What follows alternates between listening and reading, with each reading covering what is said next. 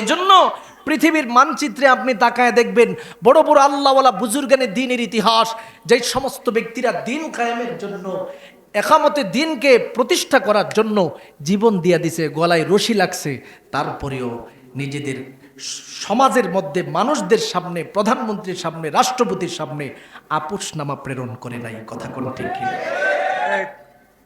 5 আগস্টের আগের ঘটনা আপনারা জানেন না? কত মানুষ, কত আলেম ওলামা জেলে ছিল, আলেমদেরকে জেলে নিয়ে অত্যাচারের পরে অত্যাচার করেছে। এক দল তো আছে যেই দলটার কেন্দ্রীয় নেতাদেরকে ফাঁসি দিয়েই মেরে ফেলছে। কথা কোন ঠিক? ফাঁসি দিয়েই মেরে ফেলছে। কেন? তাদের একটাই অপরাধ, তারা কোরআনের স্লোগান দিয়েছে, ইমানের স্লোগান দিয়েছে। আমি বলবো এই সমস্ত ব্যক্তিরা ফাঁসির কাষ্টে জ্বলেছে ইমান মুসলমানিত্বকে হেফাজতের জন্য। আজকেও যদি কোরআন এবং ইমানকে প্রতিষ্ঠা করার জন্য, কোরআনের আইন বাংলার জমিনের মধ্যে বাস্তবায়ন করার জন্য আলেম সমাজ বক্তব্য দেই, হকের আওয়াজ দেই, এই জাতীয় বক্তব্য দিয়ে নিজের জীবন পরিচালনা করে, আর সেই জায়গায় আলেম সমাজদেরকে যদি জেল হাজতের হুমকিও দেওয়া হয়, এমনকি পূর্বের নেতাদের মতে যদি ফাঁসির মঞ্চের পালা সব শেষ হবে, মালাকুল মউত শেষ হবে, ফেরেশতাগুলো শেষ হবে, আমি মালিক ছাড়া। সুতরাং তুমি কোন বিষয় নিয়ে এত বাহাদুরি করো রে বান্দা? চক্ষুটা বন্ধ হয়ে গেলে বাহাদুরি করার মতো কোনো সুযোগ নাই।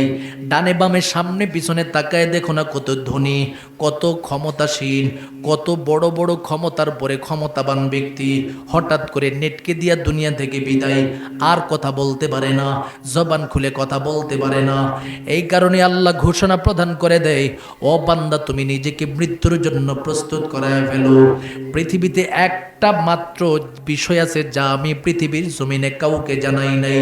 আল্লাহ নিজে অপর আর এক আয়াতের মধ্যে বলে দেই, ইন্নাল্লাহা ইনদাহু ইলমুস সাআ وينزل الغيث ويعلم ما في الأرحام وما تدري نفس ماذا تكسب غدا وما تدري نفس بأي أرض تموت।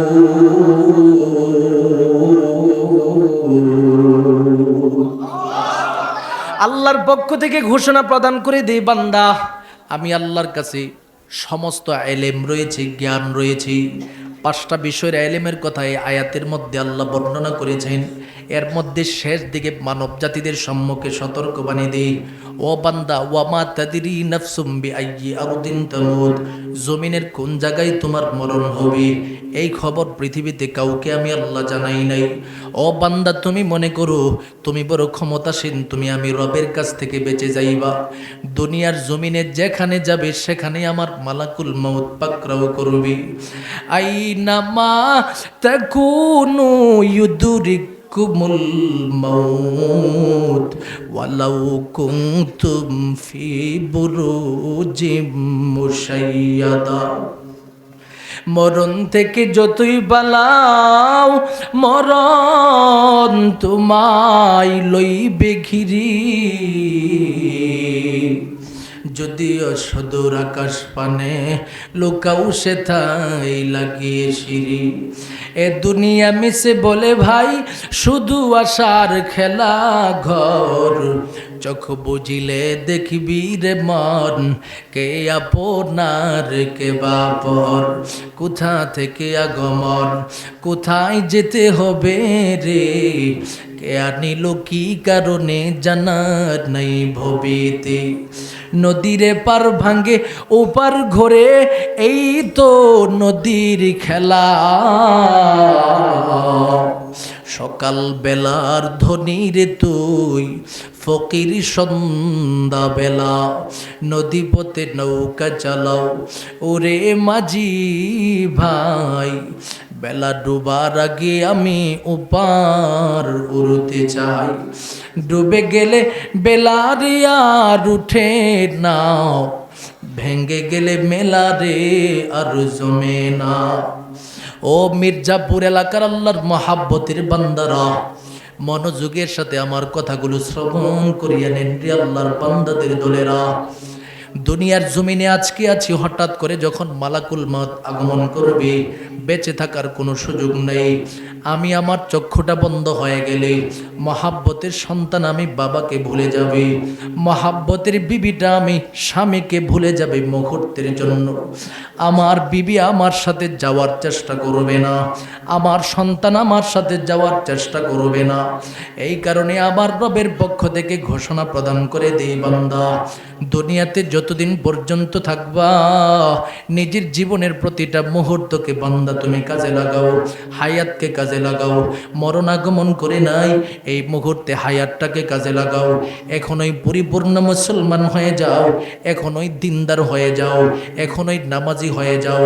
যদি নিজের জীবনের হায়াত নামক মহান দৌলতটাকে পরিপূর্ণভাবে কাজে না লাগাতে পারো, আমি আল্লাহর পক্ষ থেকে ঘোষণা প্রদান করে দিলাম রে বান্দা, আখিরাতের জিন্দেগি কখনো সফলতার জীবন হবে না।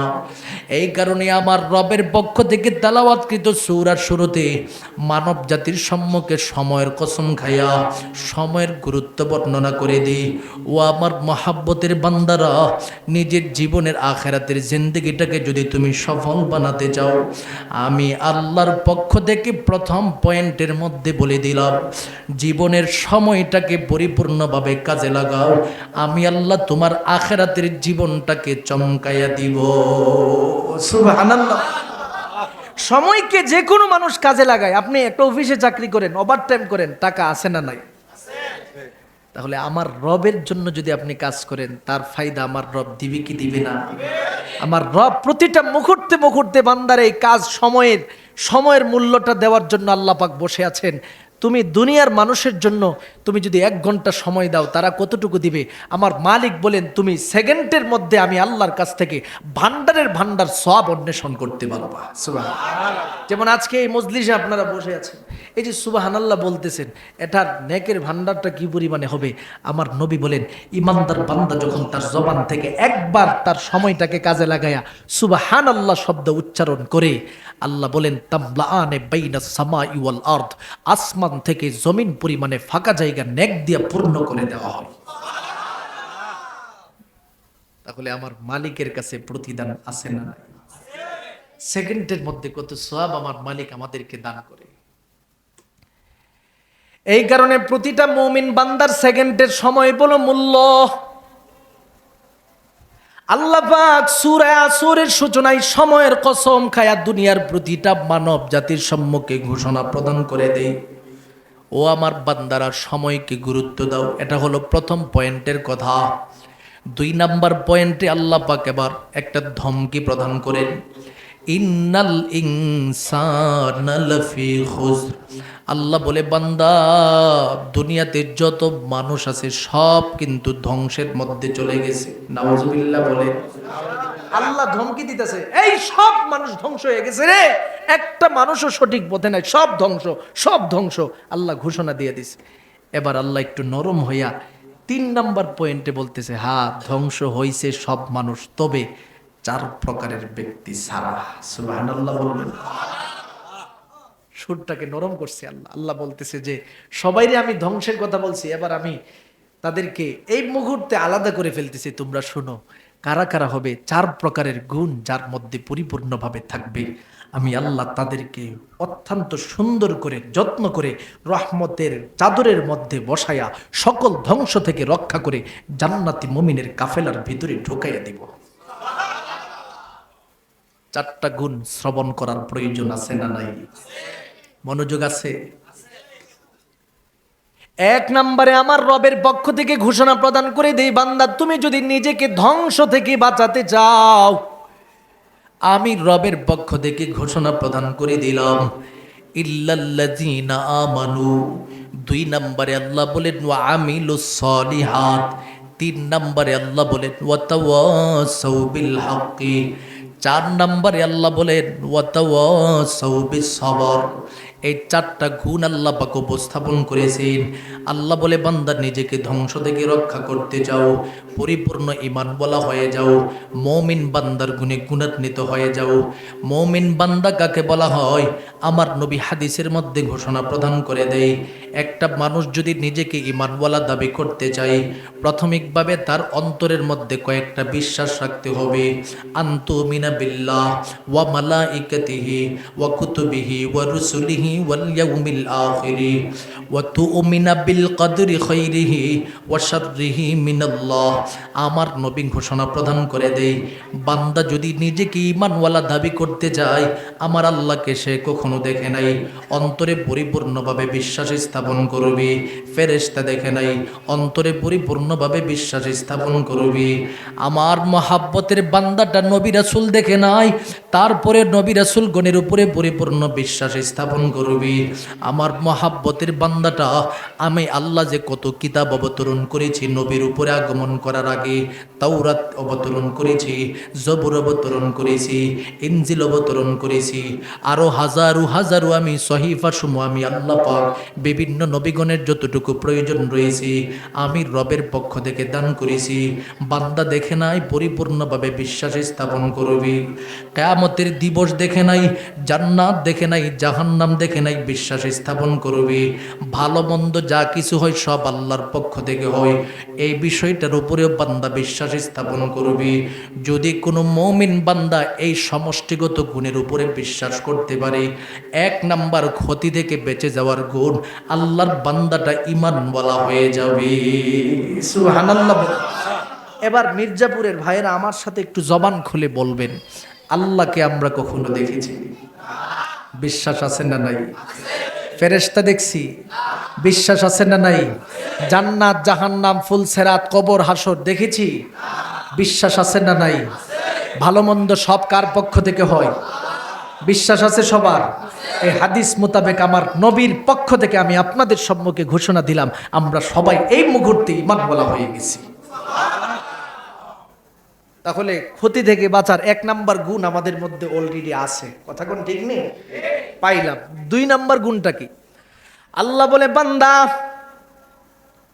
তুমি যদি নিজেকে ধ্বংস থেকে পরিপূর্ণভাবে রক্ষা করতে যাও, তোমার জন্য দ্বিতীয় নাম্বারের গুণ হলো ওয়া আমিলুস সলিহাত। তুমি তো আমার রবের উপরে ঈমান আনছো, এই মুহূর্তে তোমার ঈমানটাকে সুন্দর বানাও, অলংকৃত করো, সুসজ্জিত করো। কেমনে অলংকৃত করবা? ওয়া আমিলুস সলিহাত, যত বেশি পারো নেক আমলের মাধ্যমে জীবন সাজাও, নেকের প্রতিযোগিতার মধ্যে নেমে পড়ো, নেক আমল যত বেশি পারো তত বেশি করতে থাকো।